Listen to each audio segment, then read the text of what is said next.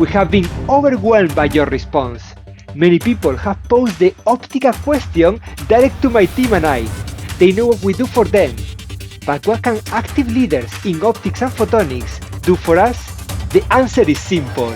By joining Optica as a corporate member, you encourage us to expand our trusted global network and support our new range of services. Get deep insights into what's next for your sector in photonics with free access to over 90 market reports, plus exclusive access to the PowerPoint slides for the in-person meetings. And corporate members get exclusive access to all Optica industry meetings in 2024, including our Executive Forum during OFC, the Freeform Optics Industry Summit in Rochester, New York, hosted by Optimax, the Advanced Manufacturing Industry Summit at SUSE Micro-Optics. If you are an investor in photonics, you'll recognize where I am now. Hello from Frankfurt Messe, which will be the venue for the ECO Conference 2024, the third Tech Summit in Silicon Valley, the Optica Laser Congress in Osaka, Japan, plus the Optica Quantum Industry Summit, this time in Bristol, UK.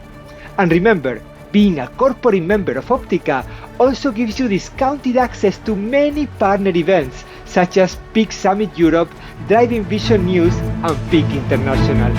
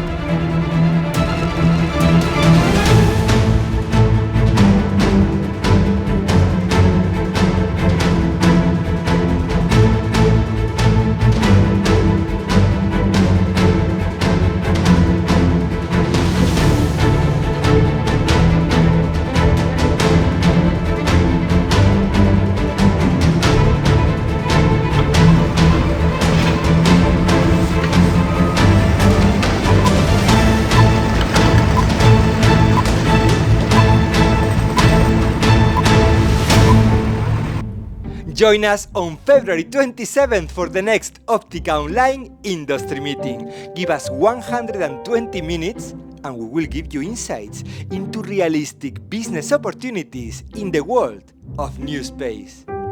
During the last Cold War, space agencies in the US and Russia were handed blank checks. But today, new space relies on global market economies to deliver breakthroughs at a fraction of those historic costs.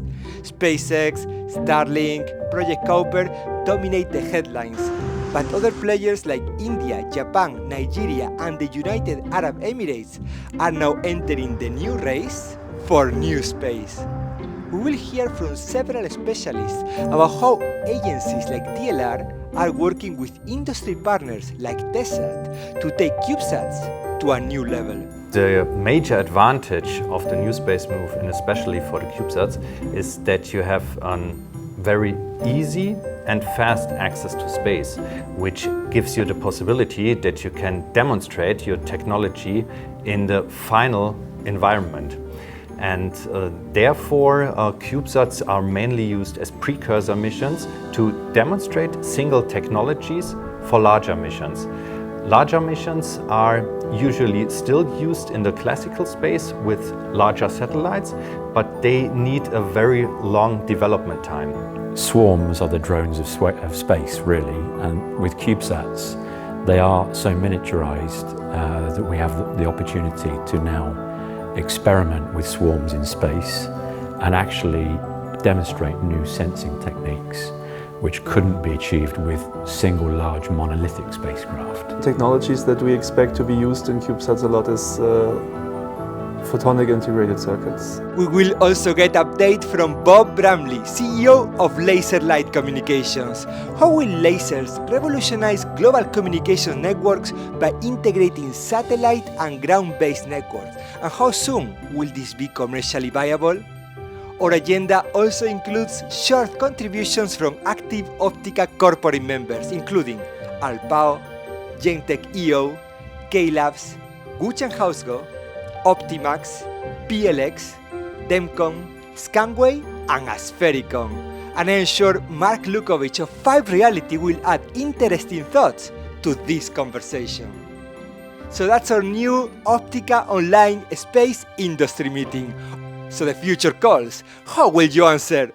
Thank you very much, everyone, for joining this very important online industry event. I cannot describe with words what I'm feeling right now. My team and I, Olga Raz, Elise Friedgeist, Helena Diaz, you have worked really hard to have you here today. And the goal for the next 2 hours is that you connect with each other and we find out the upcoming trends for what we call new space. Until now, space has been a technology for prototypes and small volume production. We have seen a game changer. And all of us are going to investigate it for the next 115 minutes. Let's understand a little bit what this meeting is about. For many of you, this is not the first time you come for an online industry meeting, but I would like to tell you that I am here representing a very large organization. I'm here representing Optica, former OSA, and within Optica, we have the corporate engagement department connecting with the industry. We are providing you with market reports. We have, I think, the best industry events in the world, but how am I to judge? But we also provide you with a network of persons who want to connect with you, investors, partners, suppliers, and customers. Let's investigate if we can do that in the next 2 hours. I am here talking on behalf of the president of Optica 2024, Gerd Leux from Max Planck Institute, and the Corporate Engagement Council. These are the people who tell us what to do and how to do it.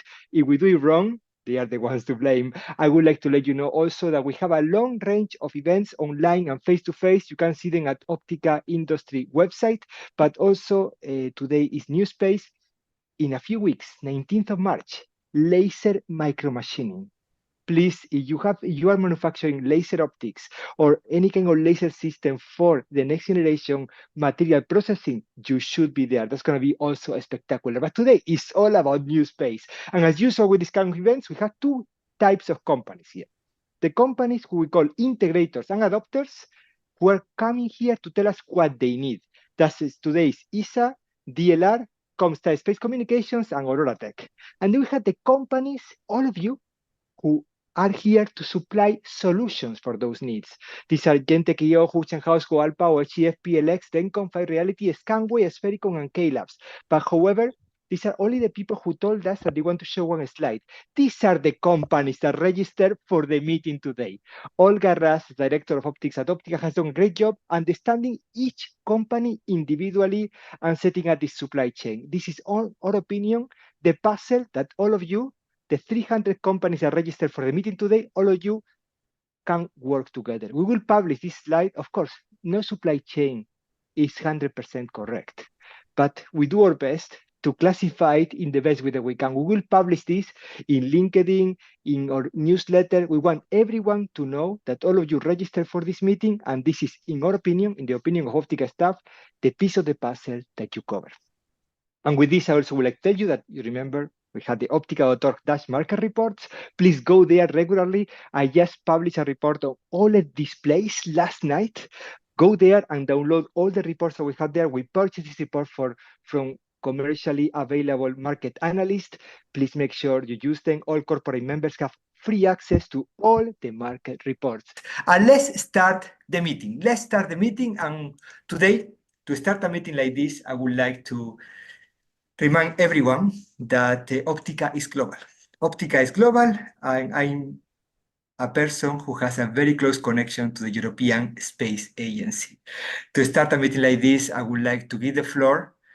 They would like to go to Nordwijk, to the European Space Agency, and ask them today to start the meeting the way that we deserve. Roger, thank you so much for taking the role of opening the online industry meeting on New Space. The floor and the attention of everyone goes to ESA. Yes, a good afternoon to everybody. My name's Roger Walker. I'm head of the CubeSat Systems Unit at European Space Agency at STEC in Noordwijk in the Netherlands.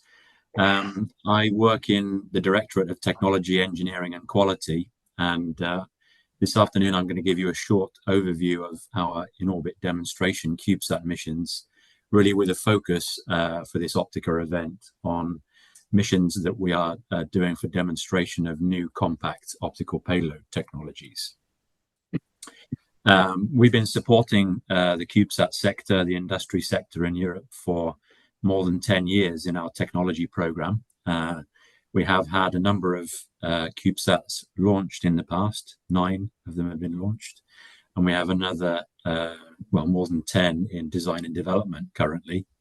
And this is really to support the industry, first of all, to develop their technology, but also to test it in space at low cost, but with also a rapid schedule compared to conventional space projects. So this is, as was seen in the video previously, the main advantage of using CubeSats for technology demonstration. But we also try to do missions which are proof of concept missions. So not only demonstrating technology, but demonstrating the first application of the technology towards users. You can see here the chart which is summarizing all of the CubeSat missions we've either launched or are implementing currently. The ones circled in red have optical payloads on board, so that's more than half of the missions in our portfolio with payloads concerning compact optics. There's also recently our InCubed program, which is dedicated to commercial Earth observation business case demonstrations, where we have another 2 missions which we're managing on behalf of that program, particularly for, as I said, commercial Earth observation in the visual optical domain, but also thermal infrared. So I'll just give you a quick overview of each of the ones, the main missions, which are circled there in red. First of all was GOMX-4, and that was launched in 2018, a 6-unit CubeSat. That was notable by the fact that it was the first hyperspectral imager to be demonstrated and flown on a CubeSat platform. You can see the imager here, developed by Cosine in the Netherlands. That was a successful mission, and it basically unveiled for the first time the possibility for small platforms to generate hyperspectral imagery for instance, vegetation monitoring at low cost. Cosine went on, of course, to sell quite a number of those hyperspectral cameras after that. More recently, we had the launch of the Mantis CubeSat from the InCubed program that was developed by OpenCosmos in the UK, with a payload, double Cassegrain telescope payload developed by Satlantis in Spain. It's providing now on orbit during the commissioning super resolution images of a resolution around 2.5 meters with a geolocation knowledge of better than 100 meters. So that's currently ongoing, 12 units CubeSat. Also coming up for launch this year is the Forest 3 CubeSat with OroraTech in Germany. That's for wildfire detection. It's demonstrating their platform and payload as an 8-unit CubeSat for wildfire detection and providing a low latency alert of detected wildfires for their proprietary wildfire system service for fighting fires, of course, when they occur on ground. So that's due for launch this year. In design at the moment, we have a mission called Vulcane, which is 2 12-unit CubeSats to be launched in a low orbit, actually, with electric propulsion to perform formation flying.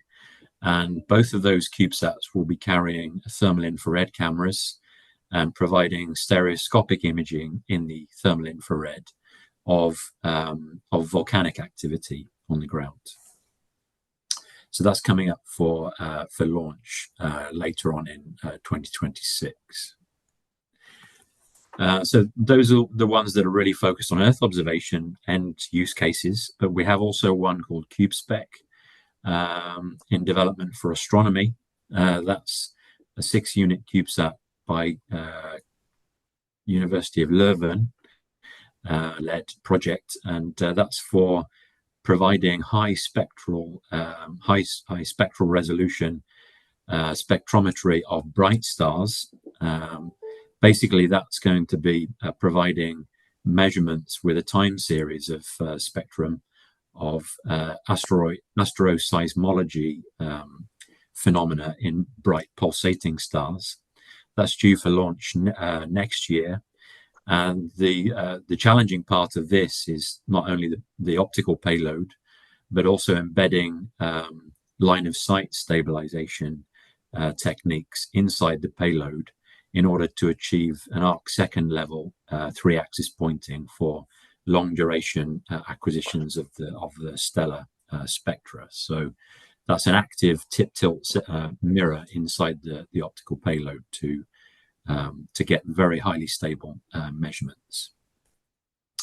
Then we move on to deep space. That's very exciting. We have coming up for launch later this year our HERA mission. That's a planetary defense mission.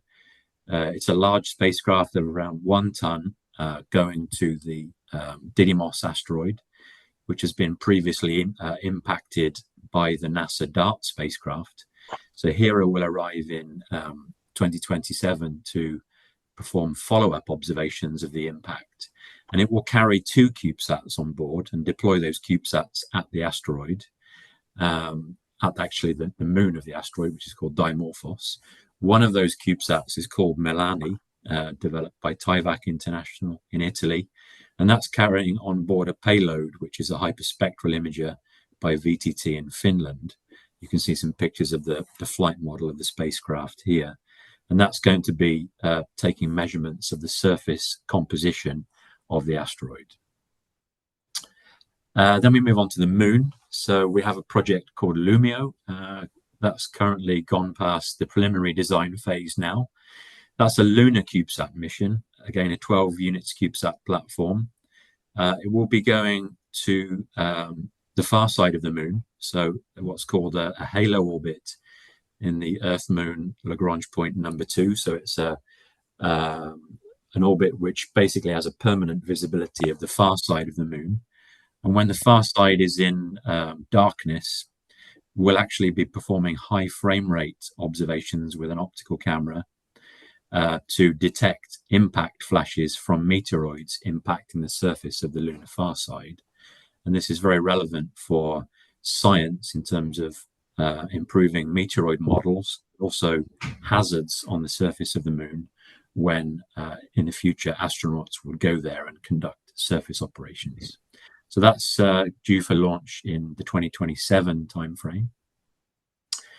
Then we have probably our most ambitious mission, I would say. It's a CubeSat which is being designed independently to rendezvous with a near-Earth asteroid and characterize its physical properties. So it's a mission called Margot, basically, which would take a piggyback launch out towards deep space and use electric propulsion to transfer to rendezvous with the asteroid and spend 6 months at the asteroid.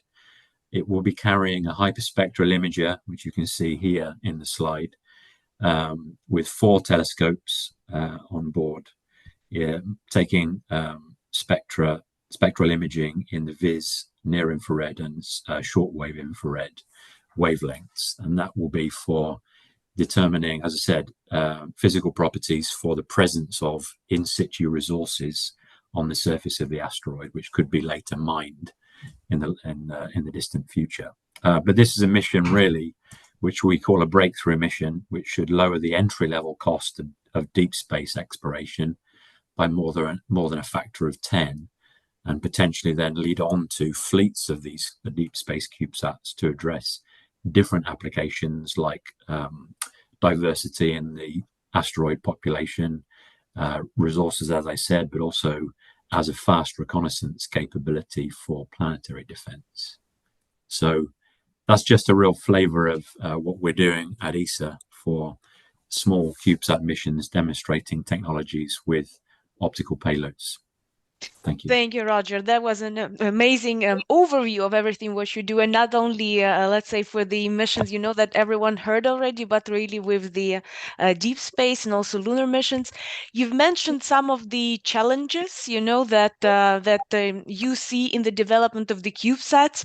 Could you repostulate them? Like, what are the technologies where ESA would appreciate maybe help. Maybe someone of our members can, or our participants can suggest an idea how to improve it or make it happen. Yeah, so there are a number of challenges, really. I think it's obtaining, from the point of view of optical payloads, the level of miniaturization, but also the performances with those miniaturized systems. So being able to take spectral measurements, but also of a sufficient quality, optical quality, which would be relevant for users. They're also going along with that. A lot of these optical payloads produce a significant amount of data on board. So there's a large scope to do an onboard processing of that data before it's downlinked to Earth, particularly with small platforms like CubeSats, where the communications capabilities are quite constrained and the data rates are quite relatively low, let's say. Although we're working on communication systems which are improving that, and also looking at laser communication terminals, which would be of interest to improve communications bandwidth. We also want to have onboard data processing of payload data, also including artificial intelligence as well, which would help to really siphon out and pull out the most interesting aspects for end users. Not only that, but we have to point payloads correctly, if I may. Yes. So the attitude control of the satellites, the spacecraft, are very important, and that's a big challenge for CubeSats to be able to point accurately enough for the optical payloads. And there we do need to develop further capabilities for star trackers, for instance, optical cameras which are tracking stars and determining the orientation of the spacecraft accurately. Thank you very much. And do you know that, because there was another question that actually I believe DLR might address later, but since it popped up already in the questions and answers, and the question is, of course, because when we speak of the miniaturization, photonic integrated circuits are something that comes to mind directly, right? Because they're compact, they can save a lot of space and weight and improve the form factors. And so the question from the audience, from the Aristotle University in Thessaloniki, I know there you have probably many Greek colleagues in ESA. Are there any peaks currently flying already on the orbit? Not that I know of currently. There might be in laser optical communications terminals coming up in development. I certainly think our colleagues in DLR, Benjamin and colleagues, could tell us more about that. But this is certainly, I think, from what we see, a big growth area for innovation, certainly. PIC circuits, photonic integrated circuits, are a bit like the software-defined radios of RF systems, really. They could really open up a lot of flexibility in optical payloads and laser systems for miniaturized spacecraft, definitely. Mm. And we have another question coming from IMEC, from Surav Kumar. Surav, could you please then unmute yourself and ask your question? Surav? Yes, I'm sorry. Can you hear me? Go ahead. Yes, we can. Please go ahead. Yeah. Okay. I had a question related to the cameras that you showed, the spectral cameras being installed. So currently from IMEC, for instance, we are developing on-chip spectral imagers for hyperspectral and multispectral wavelengths. And I was wondering if you see any challenges when you go with that kind of sensors compared to the pre-existing ones, like grating-based sensors being implemented in the camera. Thank you. Yeah. Thank you for your question. So actually the payload which is using IMEC mosaic filters is the one for the Margot mission, which I highlighted there. That's looking at, as I said, mosaic filters overlaid on top of the sensor for hyperspectral imaging. But of course, then we have to deal with the challenges of recombining the mosaic images on board the camera to make full spectral imaging hypercubes without a significant loss in in resolution, right? So that's what we're having to tackle right now is that data recombination from the mosaic type filters. Although it does provide us with a lot of advantages and allows us to miniaturize significantly the dimensions of the cameras. Yes, there are other technologies we are looking into, like the Fabry-Perot interferometer filters.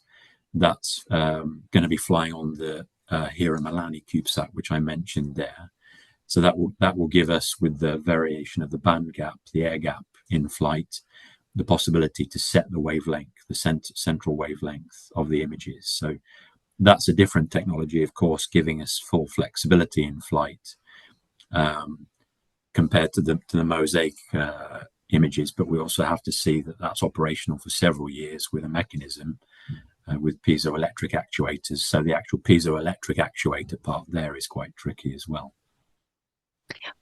Thank you for bringing up actually piezo actuators and all the components for the space, because of course, if we're talking about components for space applications, they have to be specifically certified for very harsh environments. And we're actually one of our members, which is PLX, they're active in this field. And so I would like to ask Malcolm to unmute yourself and please present your solutions for the harsh environments of space. Sure. Thank you, everyone. So we're PLX. We're a precision optics manufacturer. Our specialties are monolithic optical structures. So we are able to incorporate any optical element within a solid glass structure. The advantage this gives you is that it's extremely stable. We achieve arc-second accuracy over hundreds of degrees of thermal variations and excursions. It's extremely robust to shock and vibration, and it holds its accuracy for very long periods of time. So you can see from the space timeline, we've been involved in a lot of space programs over the years. A lot of these are retroreflectors. Some of them are bore sighting systems. So for example, we provide the alignment bore sight system for the ISAT-2. This allows the LiDAR laser and telescope to be optically co-aligned, corrected in situ, allows the system to achieve that very high level of accuracy that you need. More recently, we're now combining active optical elements within our precision optical structures. So we're now incorporating beam steering devices, detectors, and all of that is part of our precision beam steering solutions. So we're able to use this for tracking, for free space optical communications, navigation, those kind of applications. Again, we use the monolithic optical structure technology to achieve those very tight tolerances and accuracies. So we go through the full design process, FEA analysis, full qualification process. We're able to do all of the shock and vibe and thermal excursions in-house and provide you with a fully space qualified product. Thank you, Malcolm. That's okay. Roger, any comment? Have you seen an interesting component that you would think that might fly to the next mission? Yes, well, I was interested to hear about, of course, the tight tolerances and the beam steering, the active beam steering techniques there. Yeah, and I do agree it is quite a challenge to qualify them for use in space. But it is possible, of course, and it brings great advantages for accuracy, particularly, I think, to let's say reject disturbances from onboard micro vibrations on the spacecraft, as well as the jitter induced by the attitude control system. So yes, I've seen a few interesting things there. Thank you. We'll be in touch soon, I'm sure. Yeah, another interesting, I think, presentation that is, of course, is also related to your comment about the challenges of the optical payloads, is from Scanaway and Oscar, who are, I believe, you know one another because we've met at the same event. So I guess many familiar faces. Nevertheless, Oscar, please, it would be a pleasure if you introduce the solutions of Scanaway for developing also optical payloads. Hello, everyone. Oscar Zdenek from Scanaway. I will Do you see my screen? Crystal clear. Perfect. Okay, so we are Skyway Space. We are doing optical instruments for space, not only the telescopes, but also smaller cameras for many different applications, like looking for, I would say, it depends on the needs, but you can look on degradation on photovoltaic arrays or for some in-orbit servicing, manufacturing, and a lot of different applications with really small cameras. We can put it on the selfie stick and many different applications. It's also packed with AI for doing everything on orbit and send you on the information when there is some malfunction. And we're also doing the telescopes from small one like 1 unit telescope up to microsats. So a whole range of CubeSats, I would say, maybe not 1U, but yeah, the bigger one. Organic spectral bands, it's really different. We are right now going towards more shortwave infrared, as we see a lot of our partners asking for shortwave infrared. We are Define shortwave infrared. From 1000 nanometers up to, it depends on the needs, I would say, because we can use many different sensors. It depends on the use case, I would say, because in some cases we are going up to 1600, and sometimes we going upper. It depends, I would say. What do you want to see? And yes, we already have some of our optics already on board on the satellites, and it's already working in space. Our biggest telescope would be in space this year with Eagle Eye mission, probably in June or July. And yes, we are participating in many different projects. Also, I would like to mention LUVEX. LUVEX is the mission when we are shooting a laser into water. Yeah, the goal is to do that on the moon in about 10 years from now. But yeah, we're shooting for the laser for the water to see the spectral how the water, if it's safe for the drinking of the astronauts. And also we are doing some other projects like the smaller one or bigger one. And that's mostly what we are doing. So the optics. Thank you, Oscar. Are there any questions? Because I don't see questions and answers, maybe from someone of the speakers. If speakers are interested, then please just unmute yourself and ask your question. And if not, then I would like to because you've mentioned that, with the optical payloads, one of the important ingredients is also, of course, the optical components themselves and pieces. And in this respect, I would like to introduce the HEF group and HEF Photonics and Louis-Marie Bras that are actually a quite notorious provider for advanced space optics pieces. Louis-Marie, could you please unmute yourself and introduce your solutions? Yes, thank you, Olga. So can you see my screen? Yes. So indeed, thank you both Skyno and ESA for the context. And indeed, we find a lot of optical components in the payloads. So I'm going to briefly describe how we can help you on those points, which seems critical because of the size of the CubeSats and also because of the precision that's needed to explore and observe Earth and beyond. So our services go from the supply of the components themselves, which means the polishing of the glasses or polishing of substrates, which can be of metal also. If you have also integrated optical parts within the blocks, we can polish them and in a second phase coat them. So we go from the optics, the glass, the metal, to polish them, and then we can coat them. And on top of that, if it's needed, depending on the application, we can also etch them.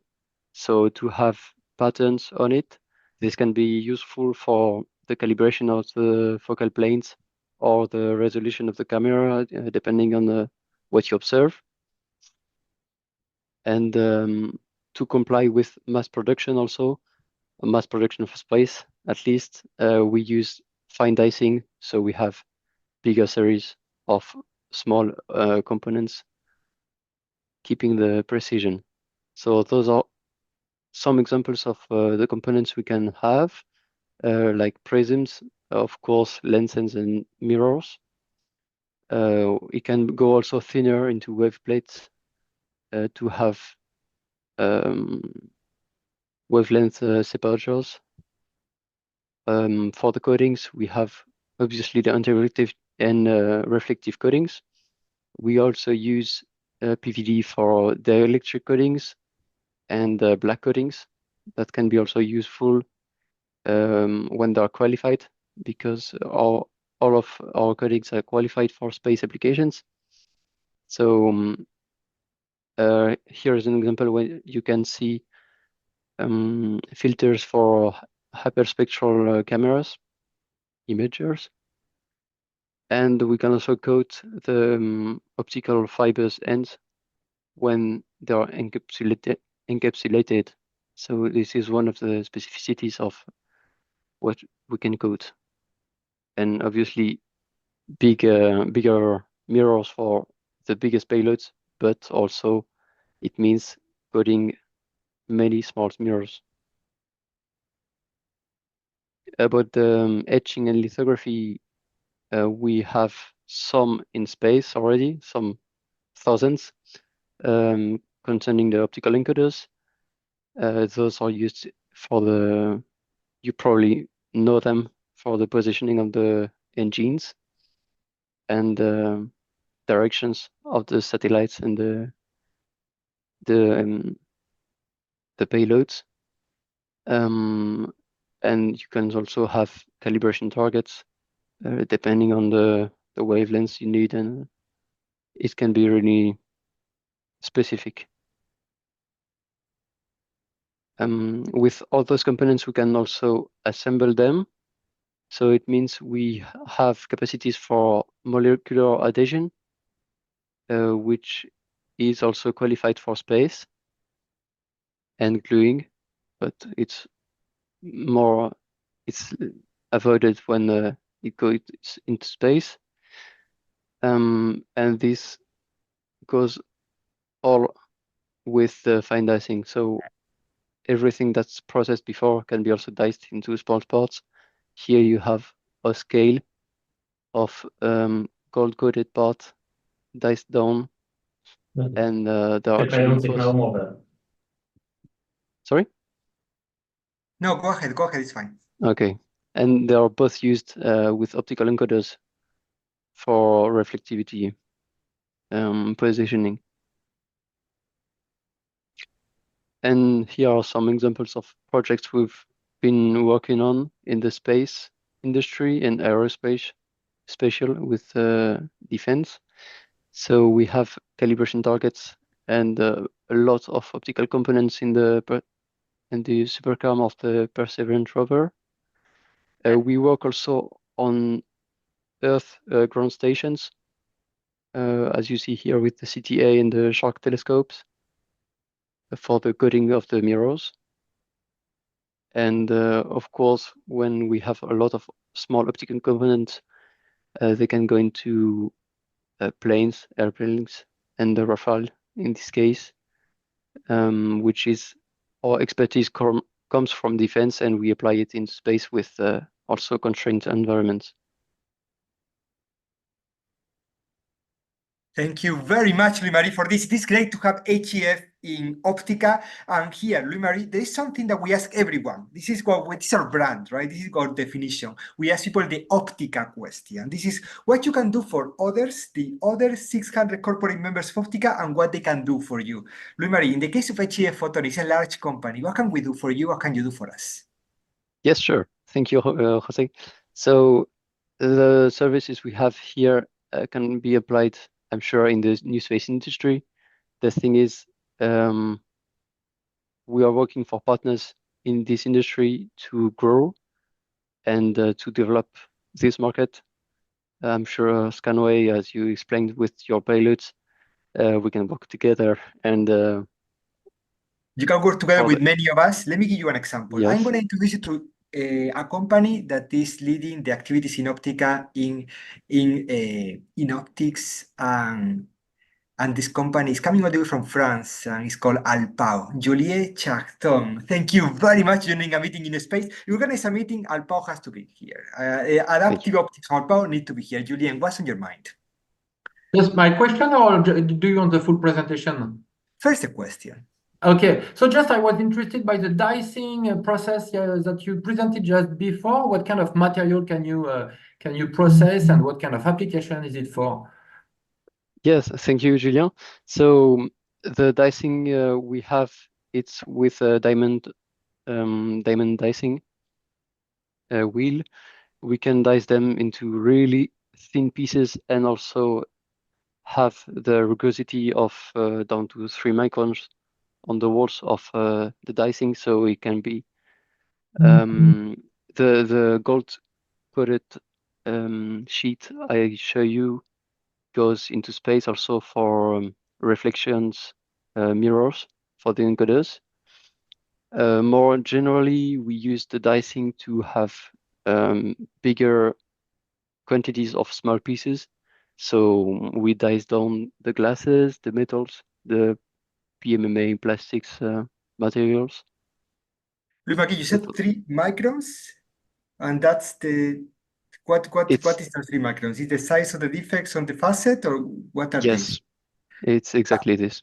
Fantastic, Julian. Is that something that you were waiting to hear? What is your demand when it comes to dicing? Yes, maybe we could be interested in this kind of very accurate dicing for some specific materials. The adaptive optics of Alpao are here, and you have brought one slide. Alpao is very engaged with Optica. Julian, come on, share your screen and let us know what you can do for others and what others can do for you. By the way, adaptive optics are really, just can start sharing the screen. Adaptive optics are really a much big demand right now in space communication, in free space optical networks. Julian, the floor and the attention of everyone goes to you. Yeah, thank you. Just one second. Check. Can you see my screen? Gorilla Glass Clear. Okay, so thank you. So my name is Julien Charton from Alpao, and I will present you what we are doing. Our solution is about adaptive optics and deformable mirrors. So what is a deformable mirror? You see a little picture here. It's a thin mirror, a real one, but that can move. And the purpose of this is to correct for the wavefront, to improve the signal quality, or maybe to correct for other defects that are in a system. So we already are involved in many classical space projects. So for example, we are qualifying our deformable mirror technology for Earth observation from space with an Airbus company. So the idea is to correct for all the little defects of the primary mirror of this large space telescope, allowing to reduce the mass and cost of this mirror. Because we correct for any defect after. Another example of application is free space optical communication. So in this case, this is for communication between space and Earth, but the deformable mirror and the adaptive optic system on Earth, on the ground. So the key that you see when you send a laser communication from space to ground, you have the turbulence of the atmosphere, and using adaptive optics, this is one solution to improve the signal-to-noise ratio and to improve the quality of the communication. Another example, we are involved we are working now with NASA. We have been selected by NASA as one of the potential key suppliers for the future Habitable World Observatory. So this will be a huge new space telescope, and the purpose is to make real images of planets that could be habitable, that could have life on it.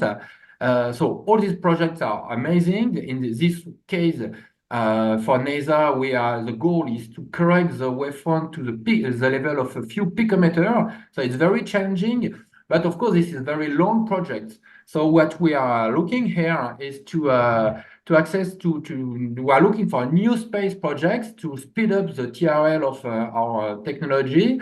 So we are not yet into space, but we are close. An example of project here is the Picture C balloon experiment. This is a telescope at 40 kilometers of altitude above ground. So it is used for science to make cosmographic image of stars and planets. So this is an example. And really, if you have a strong science or business case where you think that adaptive optics could be useful in your project, just tell us. Oh, they can be useful in your projects. And allow me to go back to Poland. Allow me to go back to Scanway. Oscar, are you still there? Yeah. Yes. Yes. So here we are. We are at Optica Network, and you play the role of a system integrator. I had Roger also from ESA with us. Roger, are you still with us? Coming all the way from beautiful Noordwijk on the north of The Hague. So what we are going to do now, I need to understand from the two of you, from Oscar and from Roger, how can we work together? Oscar is representing Scanway, which is at the end of the day a company that works as a space OEM, puts photonics and optic technology all the way up there. Oscar, what are you looking for in this meeting? I think everything. We are not only doing the optics, the hardware, but we also helping in many different things. Also, they're looking for right requirements. Depends what you need to see, and also we are helping with calibrating your optics, with teaching you how to use it also in space, because it's not so easy after all. You don't have autofocus on everything. So we are really open for everything, for helping, for teaching also people how to use optics and what they need it for. You're involved in many projects as a prime for ESA. Roger, we have been discussing so far a lot about free space optical communications in satellites. Actually, 2 weeks ago at Photonics West, there were a presentation from SpaceX talking about thousands of lasers already operating in space for free space optical communications. In your vision, what role do adaptive optics play in that particular need? Well, I think adaptive optics are very exciting technology development that could be brought to space and used and exploited extensively, not only for laser optical communication, as was mentioned there, but also for the build-up of large space telescopes for Earth observation or astronomy. So actually, we are doing research and development here on a mission concept based on rendezvous and docking of several building blocks based on CubeSat technology. Each building block would carry a mirror with deformable optics, and you dock those together to form a large telescope then, and you have then the adaptive optics and control of the optics to focus the optics and obtain the high quality that you need. So it's very interesting enabling technology, I would say. Scanway, I would say, is also very interesting because they're doing small cameras for things like close inspection of debris or for in-orbit servicing, let's say. I think from that point of view, the Scanway technology is also very interesting. Thank you very much, Roger. And when you do this coupling together, I think that's something that Julian is very excited, but also you can work with the most technology from Malcolm, from PLX. So all of you are going to get back to it after this. But Julian, stay with me because there's a company in Optica that I want you to meet. This company is called OptoSense. Joey Costa, thank you very much for joining the meeting. This is a company providing engineering services for sensing in space. Joey, tell us what's on your mind. Yes, Julian. Hello, nice to meet everybody. Would you mind showing slide one more time, please? Yes, sure.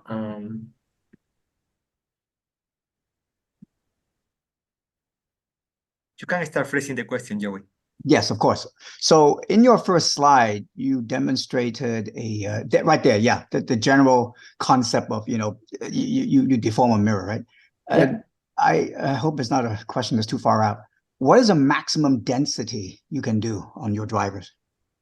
The drivers, so the actuator pitch, the typical size of every single actuator is 1 to 1.5 millimeter. So it means that on a 100 millimeter, you can put thousands of single actuators, like pixel of correction. Pixel, okay. I hope I heard the right units. So within 1.5 millimeters. Yeah.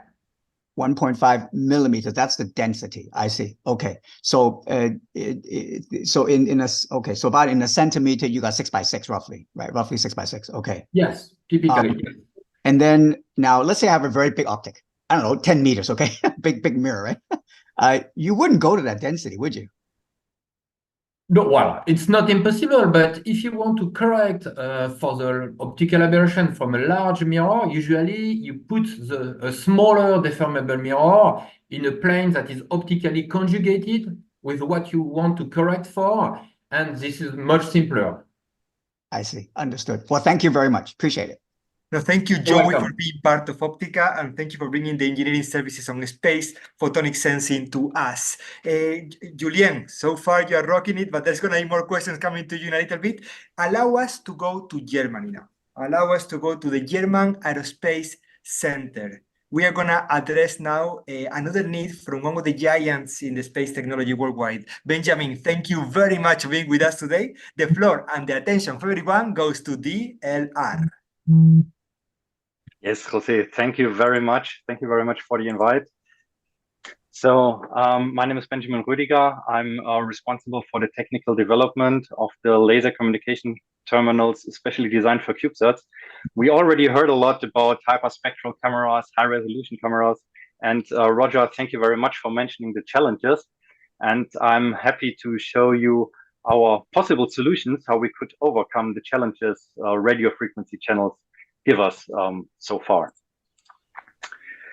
So I do not want to dive too deep into the advantages. Of course, the major advantages of very high data rates and the compact design are the main driver for laser communication. And especially in this round here, I want to focus on our philosophy. And this is the modular design approach we follow from the first terminal on. And the first terminal is specially designed for CubeSats is our base for all future developments. And you can see here on the right side already the development roadmap. So from our basic technology, on the one hand, to transfer the technology into other domains, into other use cases, for classical communication. So when I talk about classical communication, I mean classical optical communication. And on the other hand, we have the transfer towards quantum key distribution as one of the next steps for laser communication. So the base of our development, it's OSIRIS for CubeSat. It was, and this is already a great example of a cooperation between research and industry. So the full development was done together with Tesat-Spacecom, who financed the project of the development of a very compact laser communication terminal. And the outcome was OSIRIS for CubeSat, the so far world's smallest laser communication terminal with a data rate of 100 Mbit.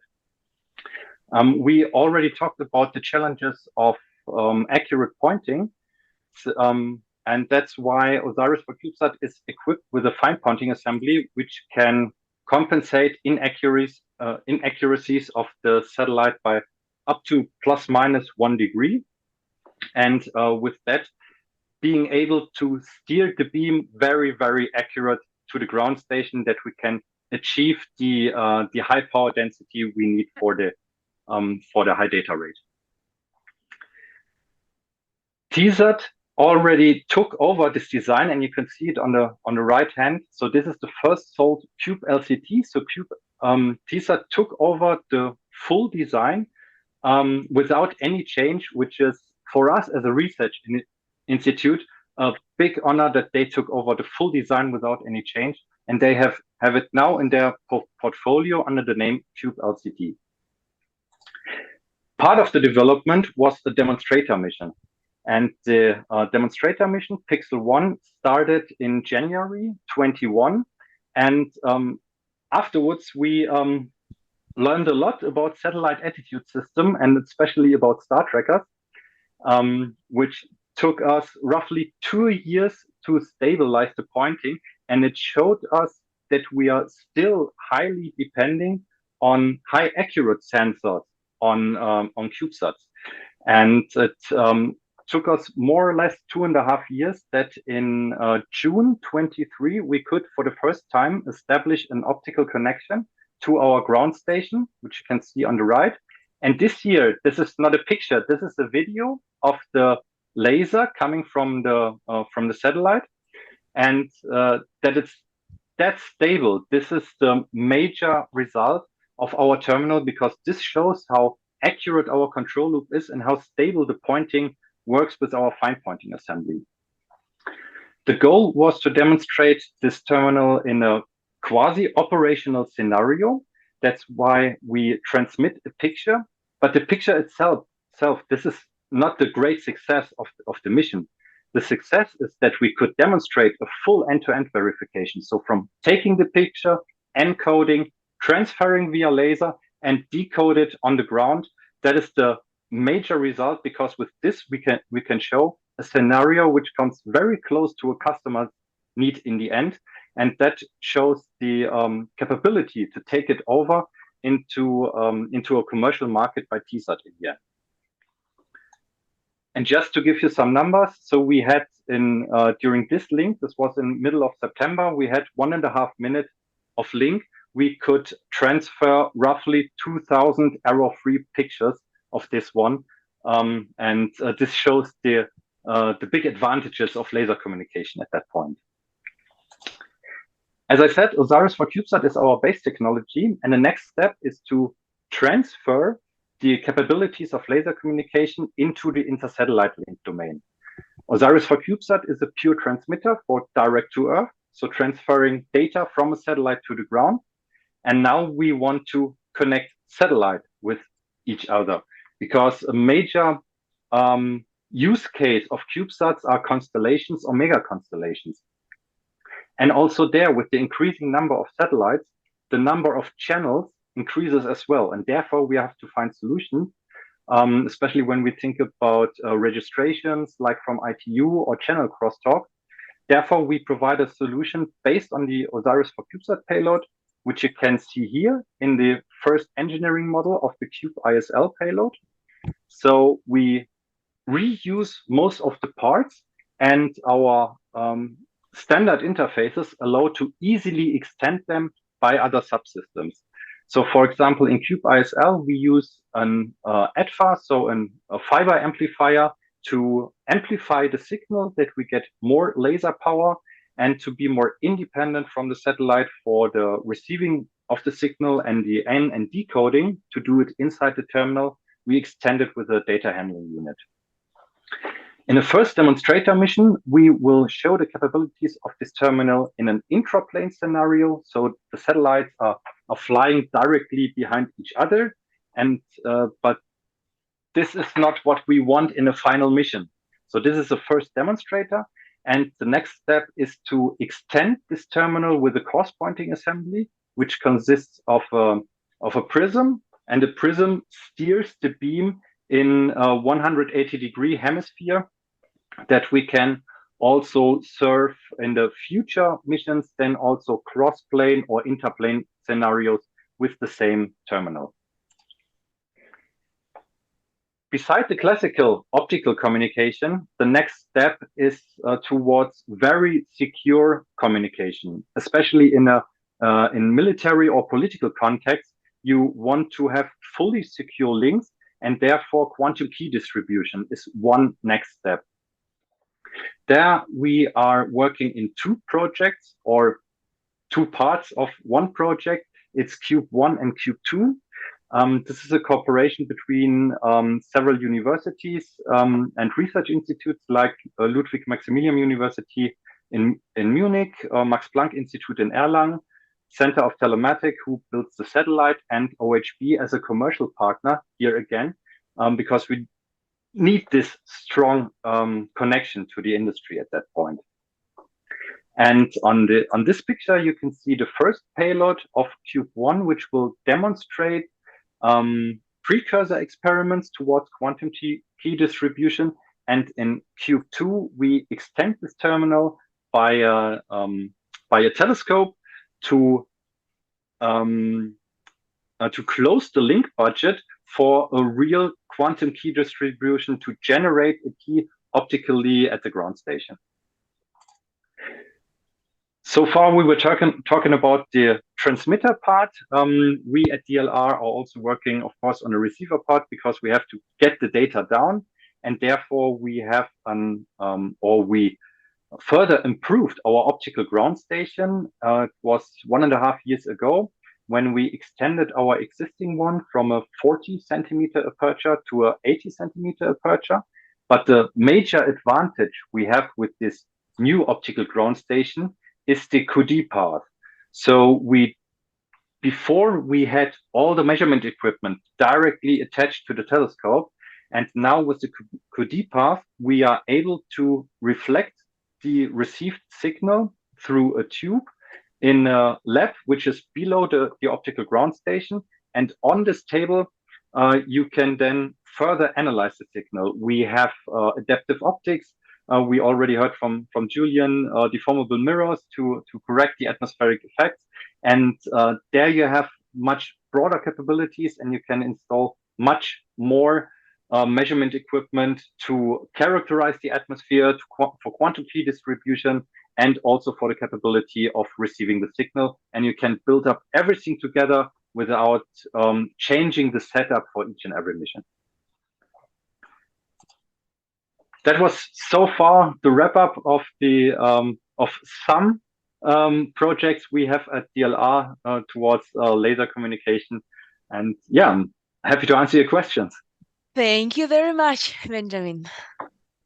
Then if someone of the speakers maybe have a question, I'm looking now from our question and answer session, because you know, where when I visited DLR, we're discussing the challenges, and I believe you're also mentioned, right, this fine pointing of the entire assembly. Of the entire CubeSat, right, to actually to be able to align it. But as you mentioned, one of the how to say, a next step is to communicate your data back to Earth.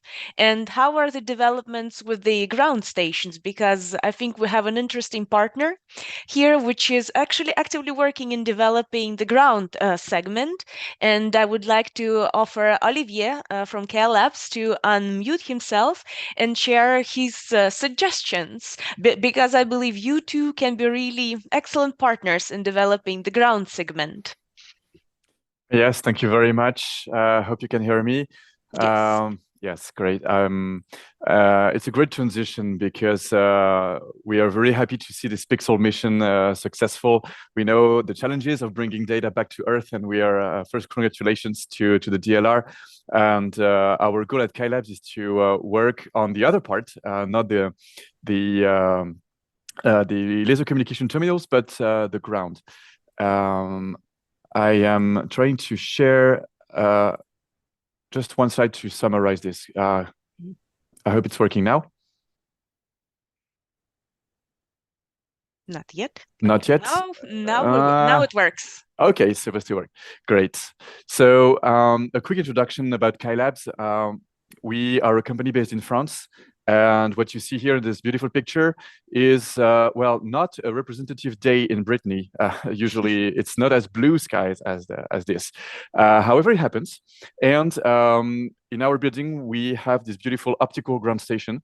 What we are working on is optical technology that are based on beam shaping and laser light manipulation. We apply this to many sectors, including telecommunications, laser processing, fibers, defense, but most importantly for today, we are working on making the laser communication through the atmosphere possible and reliable. This is all due to this MPLC key technology that offers turbulence mitigation in both uplink and downlink with a different technology than adaptive optics that is more suited to communications. It's based on spatial modes that are found in optical fibers. So it's a technique that is working well for telecom, where adaptive optics is perfect for anywhere you have imagers and astronomy pictures to make.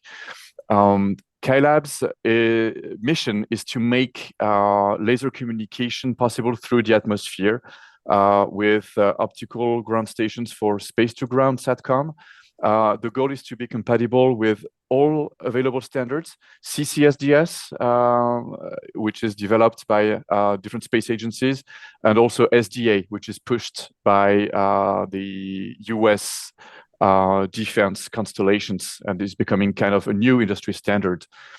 We're also working on line of sight free space optical comms for vehicle connectivity through the atmosphere. Right now, we are working on several ground stations that are on contract and different partners. We are really happy to participate in the Optica meetings because we are looking for many types of partnerships that could be strategic, commercial, that could be technical, that could be co-demonstrations.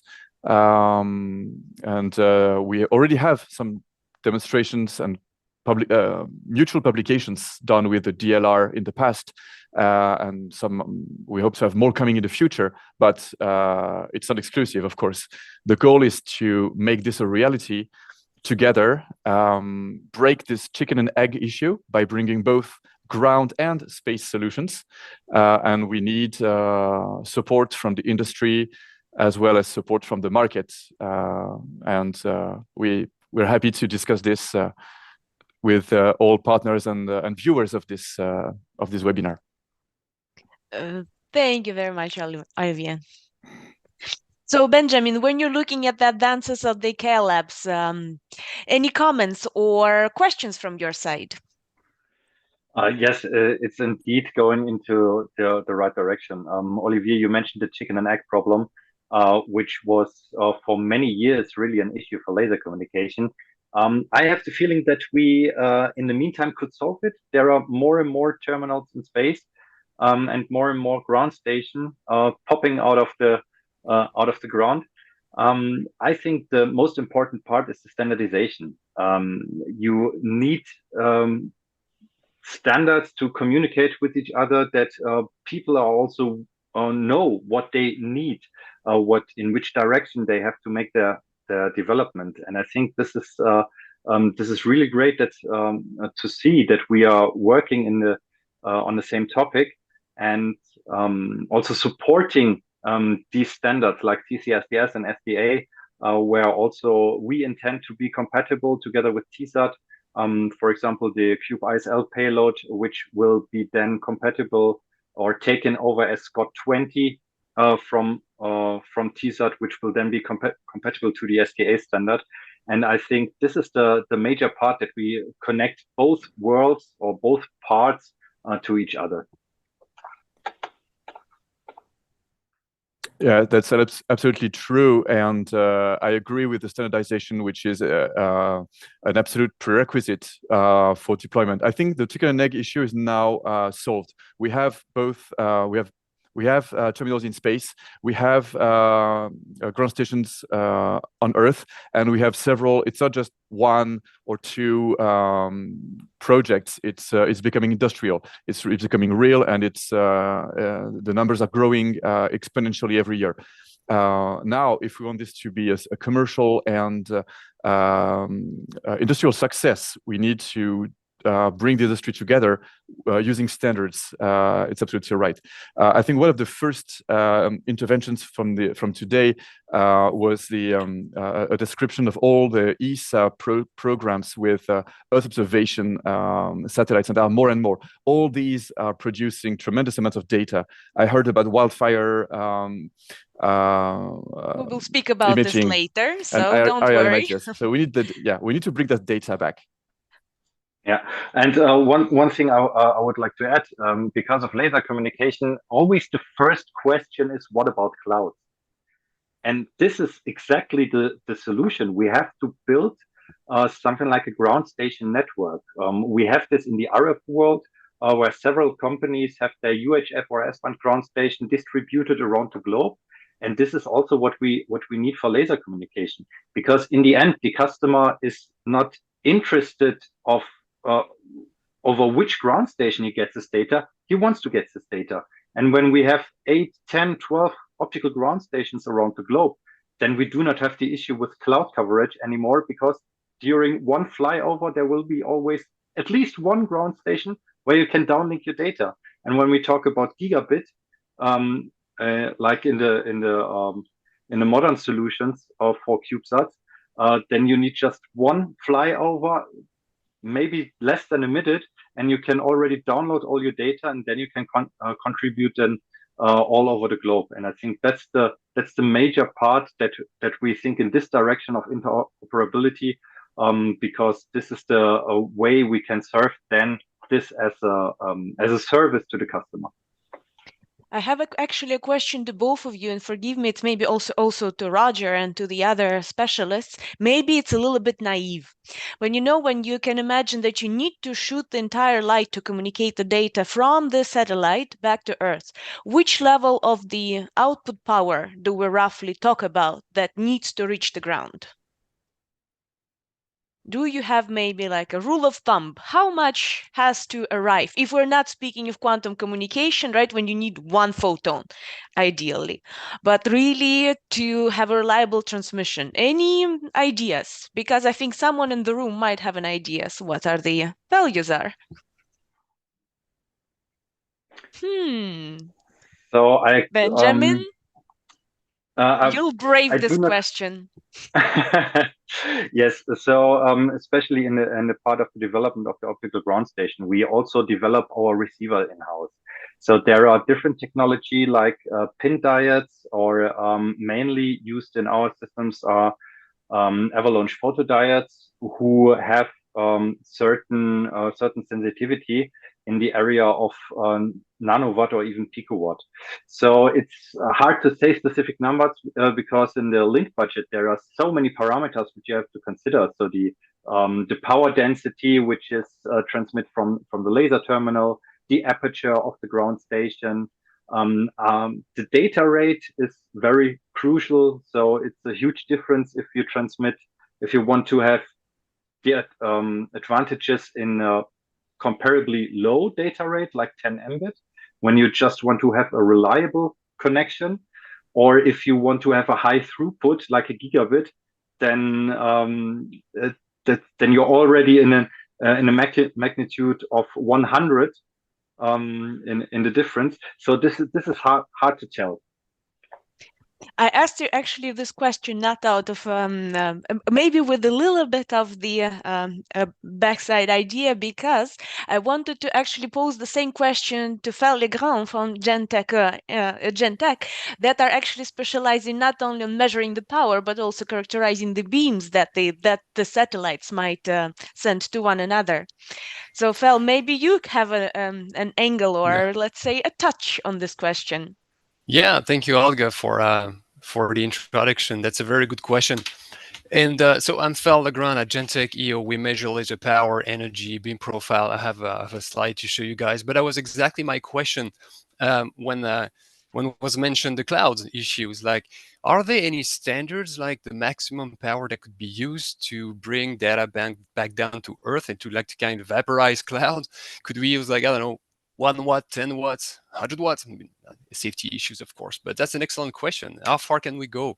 And if we develop sensors sensitive enough, picowatt, nanowatt, so on, we could get the signal back down to Earth and use it for data transmission. But what's the maximum power we could use to do that? It's an excellent question.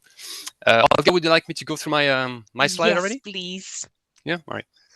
Sure, let me grab the share screen window here. There it is. Okay. Could you see it? Yes, crystal clear. You get. Alrighty. Sounds good. Thank you very much for having me. So I'm Fel, sales manager here at Gentech EO here in Quebec, Canada. We brand ourselves are your partners for accuracy in laser performance measurements. And we've been doing that for more than 50 years now. So we provide tools, detectors, laser beam diagnostics tools for applications, including laser beam tracking, ranging, docking applications, energy transfers, and data transfers using lasers. Of course, data transmission and optical terminals are seeing an exponential growth. So that's very interesting to be part of this community and an innovation driver. So, or any manufacturing processes using lasers, by the way, marking, cutting, etching, welding, and so on. So we can provide tools to make sure the lasers are performing as expected. So we don't make the lasers, but our solutions cover from thermopile detectors for average power measurements to piezoelectric sensors for pulse-to-pulse energy measurements when the signal is pulsed. Custom broadband high dynamic range pyros going to the terahertz range, by the way. So UV, visible, IR, near-IR, terahertz, we cover it all. We do sensitive photodiodes as well, and beam profilers, again for beam. So beam profiling, tracking, and so on. We have the ability to customize pretty much everything that we do. We have more than 700 standard products, but we can customize. And my goal here today is to hear about all the requirements, all the fancy lasers, and the wavelength, the pulse energies, the pulse width, the rep rates, the beam sizes, and so on. What you guys are doing? What do you use? What do you need? And what kind of tools do you need to measure them? Make sure they are performing as expected. So, and while doing that, even when we customize, we maintain the highest level of damage thresholds. We're talking power density, energy densities, average power measurement handling, and vast communication options for controls as well in the lab or in the field, and the highest quality and the highest calibration standards to help accelerate your operations. I like those 4 targets pictures. So we define accuracy as the combination of 2 things. It's kind of, I think it's important to mention it. First, the measurement repeatability. That's the R here. Repeatability. So how close consecutive measurements are when they are taken in the same conditions. And then the C, that's the calibration uncertainty, which is how close your measurements are to the true definitions of the watt or the joule, for example, depending on what you need to measure. And when you hit both, when you hit good repeatability and good calibration uncertainty, then you have accuracy. So, long story short, we enable reliable, simple test and measurement solutions for designing, manufacturing, and operating laser systems on the ground or in orbit. We don't make systems space ready yet. We'll let our customers and integrators do that, but we provide all the base equipment to do so, and we can, again, customize for vacuum, temperature, communications, and so on, for, again, beam diagnostics purposes. Looking forward to talk more, to hear about any specific lasers that you've been using and your requirements, so we would be able to help making sure you measure your laser correctly. Thank you. Thank you very much, and it is great to have you in the room. You know how it works, Fel. What can you do for others, and what can others do for you? Well, what can others do for you? Buy our detectors, that's for sure. And what can we do for them? Yeah, what could we make for them? Make sure we first qualify the exact detectors that will be needed to measure laser power, laser energy, laser beam profile properly. So we have application knowledge. We know lasers. Again, we don't make them, but we've been selling detectors to measure them for 50 years. It means that given a given wavelength, a power level, down to the picowatt up to hundreds of kilowatt, knowing the pulse width, repetition rate, the energy levels in joules, anything that could make your laser what they are. If we know about that, okay, we have history. Okay, we've seen those applications. Maybe you need a pyro sensor customized for using vacuum and customized for beam tracking accuracy for docking applications and so on. So we have the knowledge, we have the application knowledge to guide, either selecting just a standard detector that comes calibrated with NIST traceability and a good option for connectivity. You're going to Thank you very much, Fel. There are many people who have very strong comments about your presentation, and one of them is actually a person who is texting something very interesting for us right now. Mihai Muresan, thank you very much for joining the meeting today. You have a very interesting comment about the wavelength. Please voice it so everyone can contribute. Mihai? Yeah, can you hear me? Loud and clear. Please switch on your camera if you can. We want to see you as well. Oh, sorry. We are 2 here, actually, and only one is Mihai. This is Jan speaking. Go ahead. Yeah, well, essentially, when considering the atmospheric communication with the laser, the 1.5 micron or 1030 would be your first choice, right? Because there is problems with the water in air. There is absorption band. So my question, as simple as it is why not to switch towards longer wavelengths, where there is atmospheric transmission window from the first point of view, and the second point of view, the safety limits for the laser power at that range are more benevolent than for shorter wavelengths. You can give more power to the beam. Benjamin, Roger, why are we using 1550? Yes, I can already answer this from our perspective. So the main decision for 1550, so we are working mainly in the C-band, so everything between 1530 and 1567, 1590 for the uplink, but that's another part. This is mainly driven by the availability of the components. So we are very close to the industry, and we, from the beginning of the development on, we always had a product in mind. And this considers also the availability of parts, compatibility to other systems, and also the price. And components like transmitter, receiver are already used in classical telecommunication, like fiber telecommunication for internet or broadband networks.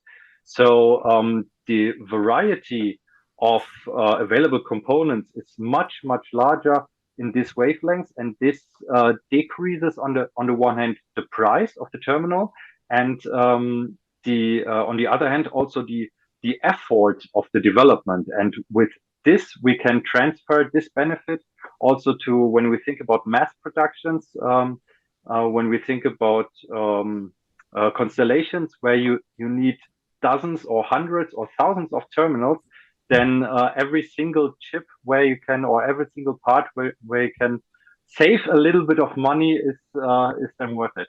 Saving money is important when we are going to volume production. But Roger, for many years, ESA has been leading lots of links at 1060 and also at longer wavelengths. Is the 1550 now the standard for optical communications in space? Yes, I believe so, and I very much agree with what Benjamin was saying.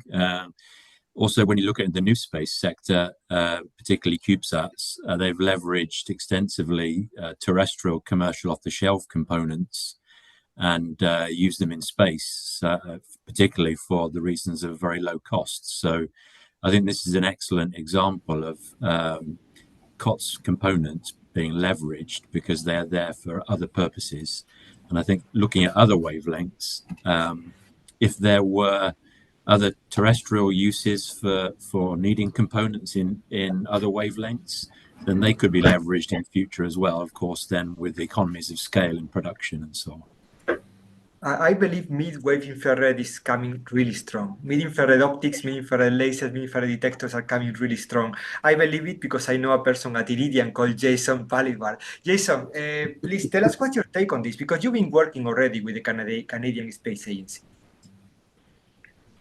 Yeah, so there certainly has been some development in Canada. There's the Optical Satcom consortium that was doing some work, but really it was at a research level in terms of midwave IR communications, exactly trying to address that seeing through clouds issue. So there are components, there are optical filtering can be done in the midwave infrared, but I think the sources and detectors are much more of the challenge to be addressed. So as everyone else has been mentioning, yeah, right now traditional telecom C-band is where it's at.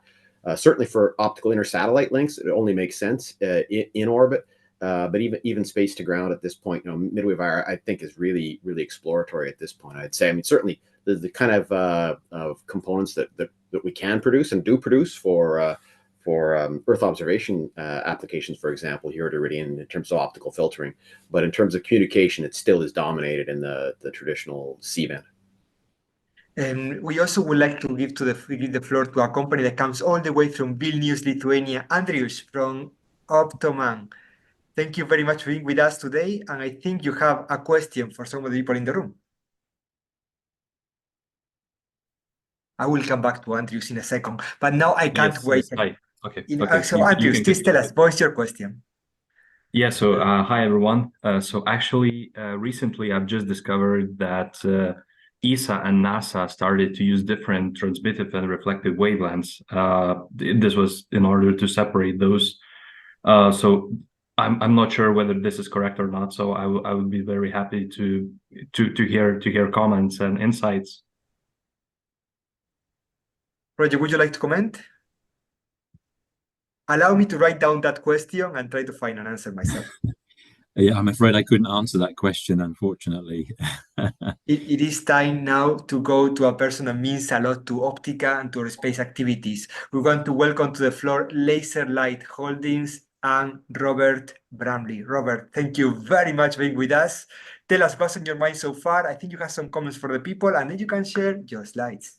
Okay, why don't you put it up? That'd be great. Okay. While you're doing that, my comments that I put in the chat were, one, in my opinion, SDA and CCSDS are service requirements. They are not standards. Standards are going to be driven by this group and other vendors when they get to scale. If you build a closed architected system like SDA for security reasons, you can't have an open architected system that anybody can connect to, get on, and get off. So I'd be very careful about using the word standard with US government requirements, particularly the SDA requirements. I was originally, this is kind of a bait and switch. I was originally going to talk about laser light, but I decided that I would rather talk about the near frontier, which is cislunar, because most of you are building near Earth. And we, in fact, are looking at, both in the United States and in partnership with ESA, we're looking at essentially cislunar as the next near market. Where we are right now is in wave one, which is mostly where your technology development is going. LEO, GEO, mission-oriented temporary visits, both in terms of deep space as well as in cislunar, and then mostly in the, go back one slide. Oh, sorry. Where we're seeing in the United States and also in Europe is a transition into what we call wave two, commercial epoch. That's cislunar, lunar, space, and deeper space, and then independent of government funding. Artemis is running behind. That's a challenge for it. There's global competition as well, policy making, et cetera. But this creates a commercial opportunity for private firms to step into this 5-year epoch. You will not be able to build in wave three, which is settlement epoch, which is really sustainability, without the infrastructure in between wave one and wave three. In other words, what's going to happen over the next 5 to 6 years is a significant spend on infrastructure. Next slide. The infrastructure that we're speaking of is basically the market essentials to make cislunar a opportunity as well as a reliable, sustainable market. Right now, the 3 pillars in cislunar that are in development are transportation, communications, and power. You can't do anything without all 3. As recent as some communications problems relative to intuitive machines or iSpace, they got there, but comms to a certain degree and related comms support resulted in what would be mission failure. Power is still a challenge on sustainability, particularly on landers on the moon. Latency relative to communications is a lunar killer. It has to be dealt with. But if all 3 can be developed, and they are under development both in Europe, US, Japan, and other markets, including China, they support the capital investments, the meshed infrastructures, the pro-growth rule drivers, because there are more people out there who are doing things, and security. They create opportunities for logistics hubs, peering points, intermodal depots, refueling depots, et cetera.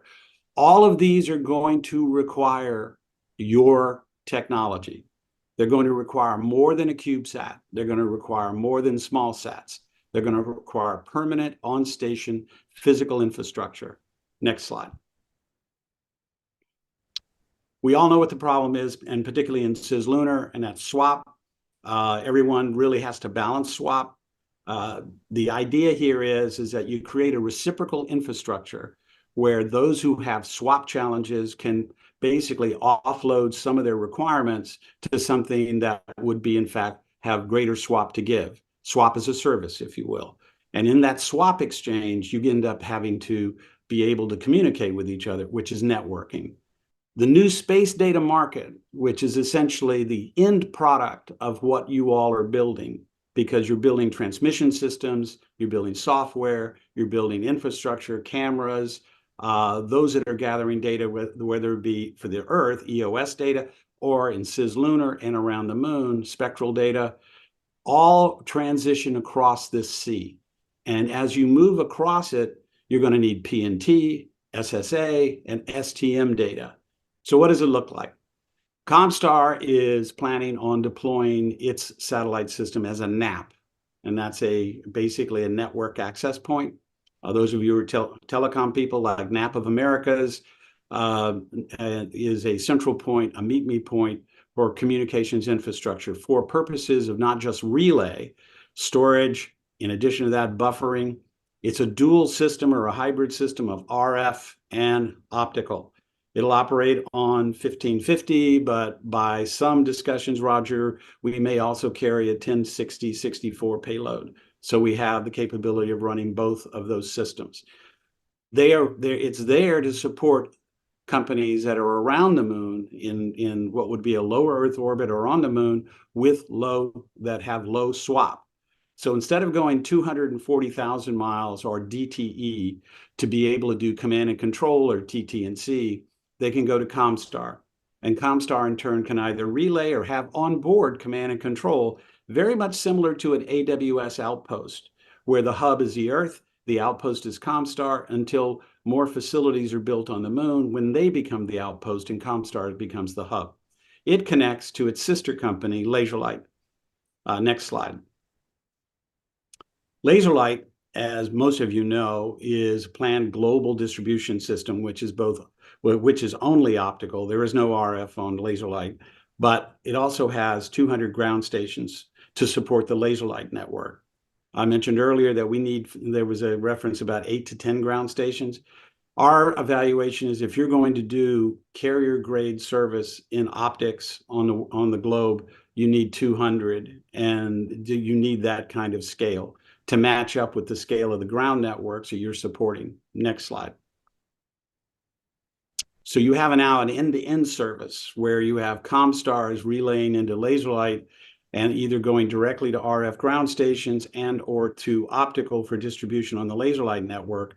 What you have at the end of this, which is a number of you have mentioned, is you're taking what we already have on the Earth, whether it be cameras or optics or transistors or integrated circuits, next slide, and you're extending it one layer up to the moon. And you're literally moving the Earth technologies and protocols and standards as they exist today, such as, I'll be so bold to say that from the moon to a data center on the Earth, they'll be operating on 709 gamma. That's an ITU protocol for optical transport networks. It does not differentiate between fiber, subsea cable, or now free space optics. It's an end-to-end protocol. That would then drive what your spectrum would be. That would also drive your waveform, and it also would be compatible with equipment today. So you can drop the slides, go back to my video here. I have, that's it, just go on back to the video. I have one other slide I thought I'd put up just because I can't help myself. And this is about Laserlight. Somebody mentioned earlier, the key to this is going to be integration. This is what the future is. The satellite system fully interconnected to either data centers, central offices, PON, OTN switching, or subsea cable, all as a single network, differentiated only by where that network ground station and that interconnection point would be. Let me stop there. Questions? Thank you very much, Bob. Do we have questions from the auditorium? I think I don't see yet any in the chat, but let's our listeners process, and then I I might will have have a one, yeah. question. Okay, I might Phil, have go one, ahead. yeah. Hey, Robert, thank you very much for this presentation. You mentioned RF links, optical links, fiber optic links. Do you see any room for terahertz radiation as a way to transfer data? It's more divergent, but less than RF, and we talk terahertz for 6G or this kind of communication future standards. What do you see? if I'm wrong, and that's kind of a CTO question, I'm a finance guy, but let me see if I can swing an answer at you. We're operating, I believe, at 196.5 terahertz, and that would put us at the outer limit of probably the C band and maybe the S or the X band in FSO. We already know that in our fiber plant, in our subsea plant, we're operating at 196 as well in terms of the C band. So we're at the upper end of the C band, and the our planning would be upper end of the C band or upper end of the S band. So I think the answer to your question is yeah. But then when you do that, you look at telecom, you look at terahertz converted to gigabits or terabits. And with Nokia's new PSE-6 card, where they're getting 800 gigs on fiber with long distance interconnection, I mean regeneration, 2,000 kilometers, it is possible to converge those two high up on the terahertz band, which would be, again, essentially get you terabit service lengths on fiber, and then translating that into FSO, obviously with eye safety concerns and measuring that. But I think the answer is a qualified yes. But again, I'm a finance guy. I only listen to the CTO. I don't know. That's a good answer for a finance guy. I don't know half of what he says, but I do listen to that. All right, thank you. Thank you very much, Bob. And actually, following the conversation, I would like to invite to the floor Mark Lutkovitz from Fiber Reality, who I believe would give us an additional view to expand, you know, your overview that you've given already on the different levels, on the more technical aspect of the networks, and see what the commercial reality might look like. Well, Mark? I appreciate that. Can you hear me? Yes. Yeah, so I've been making some projections lately, including a couple of months ago that I'll show on the next slide as well. And you know, we're in an optical boom period, which is kind of nice since this market could be really awful at times, the optics market. But we have AI providing support for fiber needs to support, optics needs to support AI, artificial intelligence. And so, but it's very important that market research firms provide accurate projections, or as accurate as possible, not get into a game of providing the the latest or the highest numbers possible. So if we go to the projections. Now, if you look at the first two big bullets, these are numbers that we came up a couple of months ago or so, and they're still pretty good. I was, got good verification on them. And so, pretty decent growth. I know there are people who are going to, disagree that, the numbers are probably higher than that, but I think these are pretty solid for the present. I don't see more than a launch per week out of Starlink, and it's also important to note that, with the 8 lasers on the second big bullet point, you do have 4 working and 4 reserve and backup. So, that's important to keep in mind. And I think that 20,000 to 30,000 lasers for FSO per year is pretty good. So we go to the third major bullet point, 25 and 26. Again, I have a very high confidence level in this. Looking at 4,000 LEO satellites launched per year, and within in that 2-year time frame. I'm a little bit nervous about going beyond 5-year projections at any time. So, the 10,000 by 2030 plus, that could easily be optimistic, and 2030 plus, of course, could mean anything beyond 2030. But so if we just look at the other points, it's important again to note the 10 to 20% replacement ratio, the fact that you do have the 4 to 5 laser communications terminals, the LCTs, and going in various directions, and there is hope for getting that traffic down to Earth. As you see, you have that east going to Earth and on the laser, and so yes, but getting to some of the last points, you do have 2 working lasers because you're dealing in a vacuum here. It's not like you're doing FSOs in a terrestrial type of environment. And it's going to be, it's coherent 100G now. It'll go to coherent 400G later. And So yeah, I think again these numbers are quite optimistic. Again, I'm nervous about going beyond 5 years, but I'm sure people are going to say, oh, it's going to be much higher than that, and maybe it is. But what usually happens is when you try to be very conservative on projections, you wind up being high anyway. And again, just to make it clear, I'm talking about people who are really serious. Talking about companies that have the funding, they have the launching capabilities, not companies who are pretending to maybe get into the space. I won't get into any names here, but that's about it. I appreciate the opportunity, and thank you very much. Thank you very much, Mark. Do we have maybe questions from the auditorium? Because I actually have one, Mark. Because if when you look at these projections, I believe they will make many people quite happy in the room. Well, that makes me nervous too, but go ahead. But very often, when we look at some technologies and for instance, if we look at quantum, and when the most optimistic approaches tell us that, okay, the quantum gonna scale tremendously in the next 5 to 10 years, very often it comes back to the question, will the entire supply chain support this scale, this rapid increase of the volume? So do you think what are your numbers are telling you among the, let's say, the infrastructure and the entire supply of the supply chain of the new space, is there already a capability to support these basically this growth? Oh, there's no question about it. You have companies that do have the resources to do it. The companies like Amazon that's involved in this. There's no question about it. There's also the need, especially from a government standpoint, for cybersecurity reasons and that kind of thing, to build these networks. There are geopolitical ramifications too that play a role.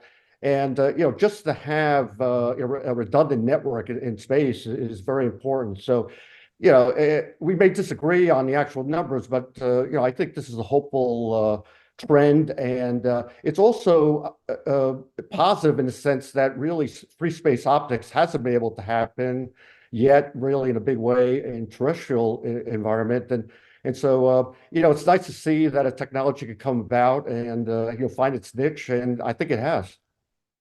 Thank you very much, Mark, for your insights.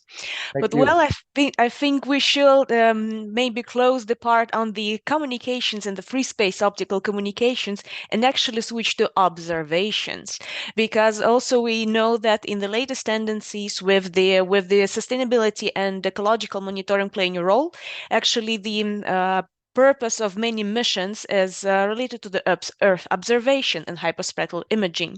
And here I would like to invite to the floor the Lucas Krempel from OroraTech, and to present their solution for wildfire monitoring, which is basically one of the applications of the large-scale Earth observation. Lucas, please share your slide, and the floor is yours. Thank you very much for your introduction. So now we will make a very much a turn here, and we'll go back to Earth observation again. And I will just present you quickly what OroraTech is doing and also show you what is New Space all about. So I think you already heard from Roger Walker in the beginning that we're doing wildfire detection, and just to show you why that is required. So basically, all over the world, we have wildfires ongoing, even if it's not in the media. So right now, you can see a picture here. So there is quite a lot of fires ongoing and everywhere in the world. And that means that 10% of the global CO2 is being emitted by these wildfires. In general, when we look into the wildfires a bit more in detail, we found out that actually these remote wildfires, that they remain mainly undetected, and that means that these wildfires can grow, and then they're not able to fight them anymore. So that's just why is OroraTech doing what we're doing. And I will just go a bit more in the technology to, I think that's most interesting for everyone here. So basically how we are doing wildfire detection. So I think that's a very logical step that we do thermal infrared imagery from space. Here I brought you a very, it's a very lame image of a long wave infrared picture. So you can see someone with a lighter in the background. You can see even also some hands and arms. So they are warmer than the background.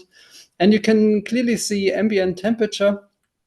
But what we want to do is basically looking for wildfires. And yeah, these wildfires are quite hot. And therefore, we introduced another wavelength band in our thermal infrared camera. So already in the discussions, there were the word midwave infrared was coming up as well. So 3 to 5 micrometer, that is also what we are looking onto it. So here you can see then midwave infrared image where you can clearly see the hot object, or here in this case, the fire, with an extreme contrast, so you cannot even see something in the background. So because it's the nice use of midwave infrared. Yeah, basically this is the idea behind it, but you also need to have systems up there in space. So we have now currently launched last year the most recent system. That's what you can see here on that image. So this contains 2 thermal infrared cameras with each 3 bands. So that's quite a lot of data that is being produced. So it's very important to downlink all the data. Also a side note here. And as we cannot downlink all the data because it's quite a lot at the moment, we are using then a GPU for onboard image processing, which is then used to already have like fire detection or subsampled products already generated on the satellite. Yeah, also what we have near real-time data transmission. So for us, it's quite important getting the data as quickly as possible down from the satellite. So this is also a bit of an issue for us with optical communication. So that is a no-go for us when then the next ground station is blocked by clouds. We really need to have the fastest latency of the data. Cool. Yeah, then a bit more images. I think that's more interesting for you. So basically what we are doing, we are developing the camera mainly in-house. So from the lenses to everything else, all the electronics, mechanical parts, everything is developed in-house. So on the left, you can see some of the singlet lenses that we integrate with a company together here in Munich. On the right, you can see the telescopes that we are using as the thermal infrared lenses. And you can see also a lot of other components that we are using for building up such a thermal infrared camera in the end. So this is like where we are standing right now, as we are also want to talk about challenges. So at the moment we are scaling up and also building more and more technology. So on the left you can see the satellite that was already presented by Roger Walker. So this is the Forest 3 satellite, which is here already integrated with all the subsystems and ready for testing. And another challenge that we are facing right now is the scaling up of the production for a small series production. So we are heading towards launching a lot of the system up into space in order to make a very fast wildfire detection possible. And therefore, our challenge is to scale up. So basically, just also to show you how these images look like. So I already talked about the thermal imager in space. So on the left, you can see an example image that we're using for optical performance analysis. So Port Said in Egypt, and you can see nicely how sharp the channels are, which are going to the Mediterranean Sea. And on the right, you can see a fire detected in Greece, on Rhodes. And you can see also how nicely the images look like, the thermal infrared images. So it's a pretty awesome field to work in.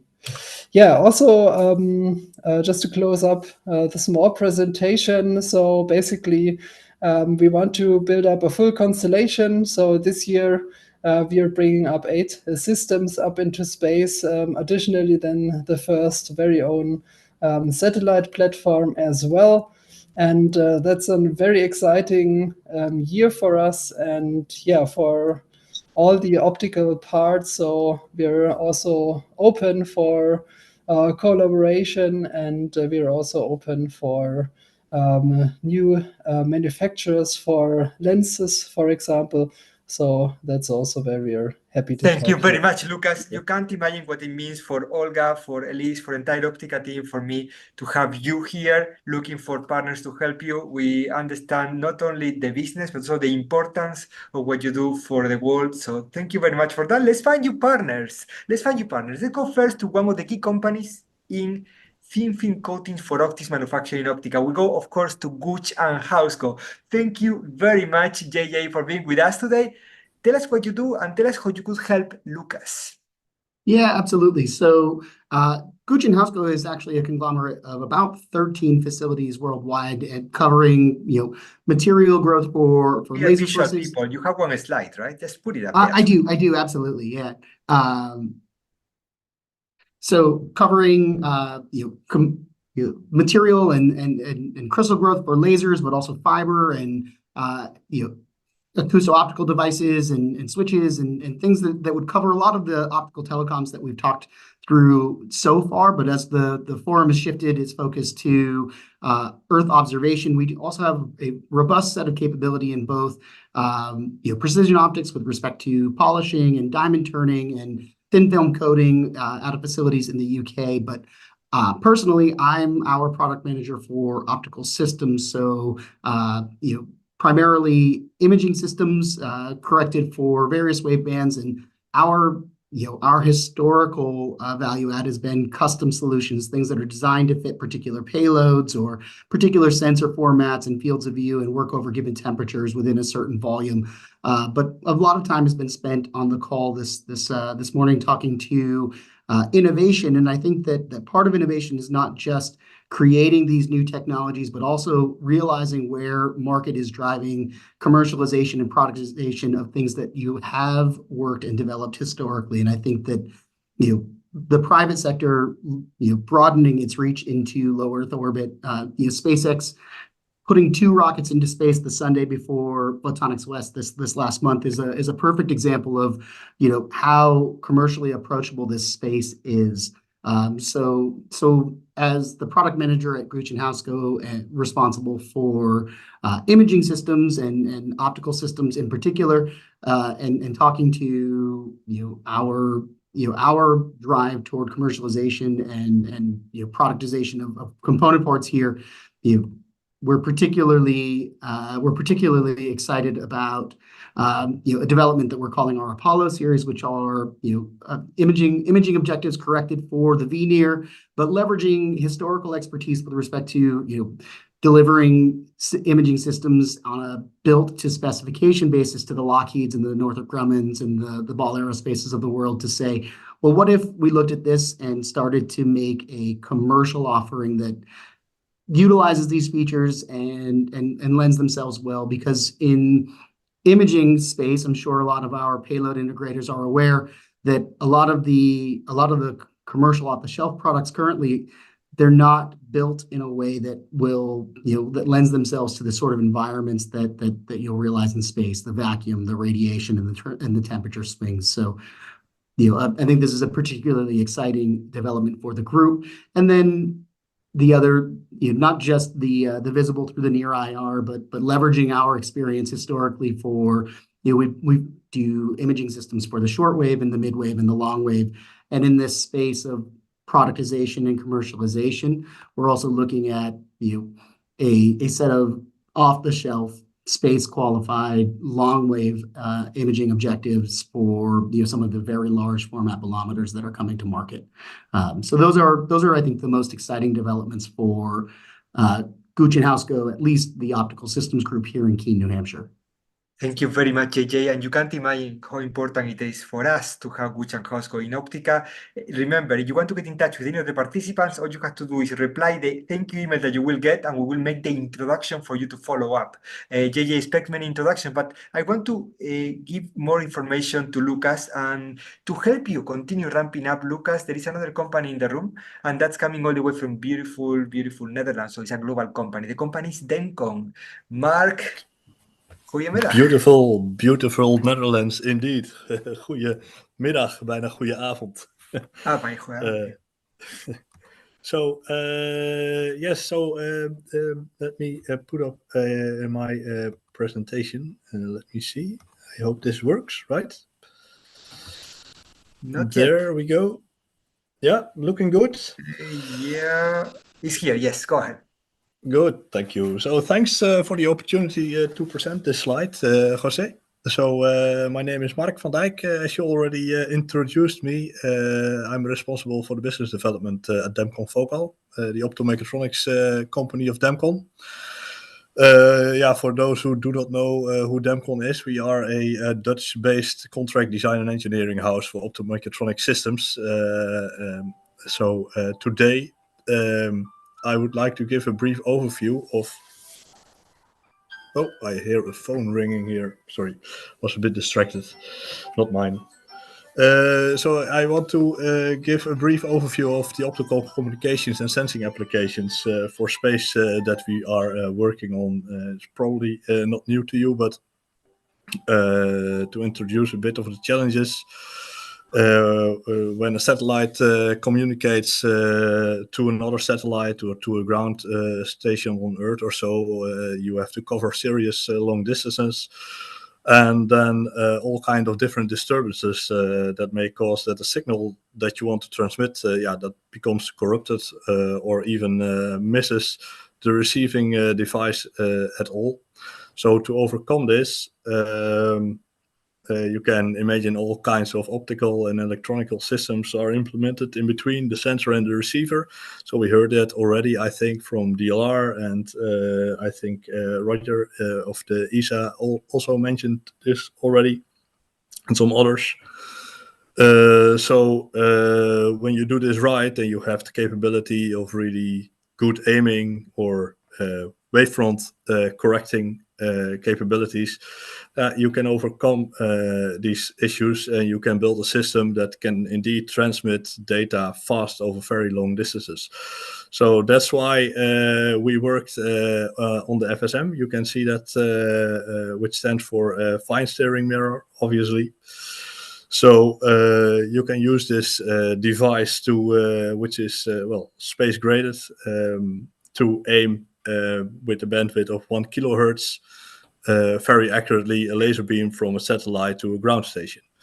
So from the beginning of 2023, this device was actually implemented in a CubeSat and was shot into space by, I believe, a SpaceX rocket, and is now traveling in orbit over, I believe 500 kilometers high altitude, which was, of course, a success in itself, but it even becomes better for us.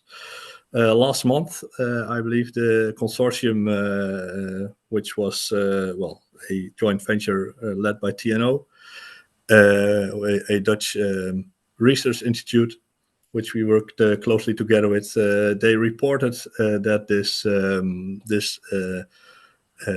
CubeSat really sent data towards Earth. So that's what the article is about here. And the picture on the bottom right, you see this red dot here, where the finger is pointing towards. This is really the light that is coming from the laser. So you have to imagine that this CubeSat is traveling at 500 kilometers altitude with approximately 24,000 kilometers an hour, and it's still locked onto the ground station. I believe it was in Tenerife, if I'm correctly. Yeah. And it was able to send and transmit data with almost 1 gigabit per second. So that was a success. It gave us some really space heritage for the first time. One of our systems is in space, so that's good, and it worked. But to achieve even higher data transfer rates, we were also working, if you allow me a few minutes more, we were also working on the wavefront sensor. So that's on the top right. There's an image of the wavefront sensor that we built together with TNO as well. And our part in this was to build the sensor and the lenslet array in front of it, and the algorithm behind it to allow 5 kilohertz bandwidth wavefront decomposition. Mark, you have a question coming on the way from New York, and I need to interrupt here because that question really is going to be very helpful for your pitch. Let's go to New York. Let's go to PLX. Malcolm, can you tell us what's on your mind? Yeah, I was just curious about what sort of accuracy and resolution performance you're getting from your fine steering mirror. So the resolution is, I can look that up maybe. I think my screen is still sharing, right? Yep. So I believe the resolution is in a few microradians, if I'm not mistaken. It's a resolution of 2 microradians. And it allows for plus minus 1 degree of tip tilt, and which is 2 degrees optical. Okay. That's I hope that answers your It question does, a thank bit. you. Yep.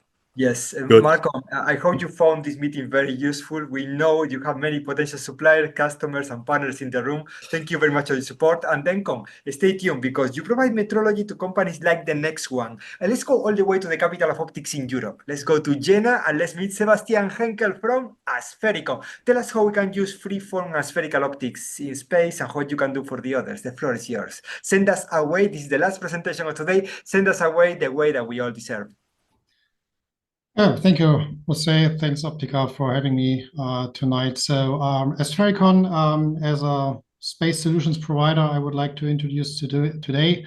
We are obviously a manufacturer of, as we carry it in our name, of S-spheres, but we can also do, as Jose just mentioned, freeforms and any other kind of optics you're looking for, also in very demanding materials, basically all the wavelengths, and of course, along with this comes high-end finishing process we have established within the company here, not only the MRF technology, but also some proprietary technologies we usually use for space optics. And of course, in the end, you also want to have it coded, so we provide from UV up to the mid-IR range, different techniques we have here in the company, spotter technology, especially for high reflective coatings used in space application, but basically on aerospace applications in general.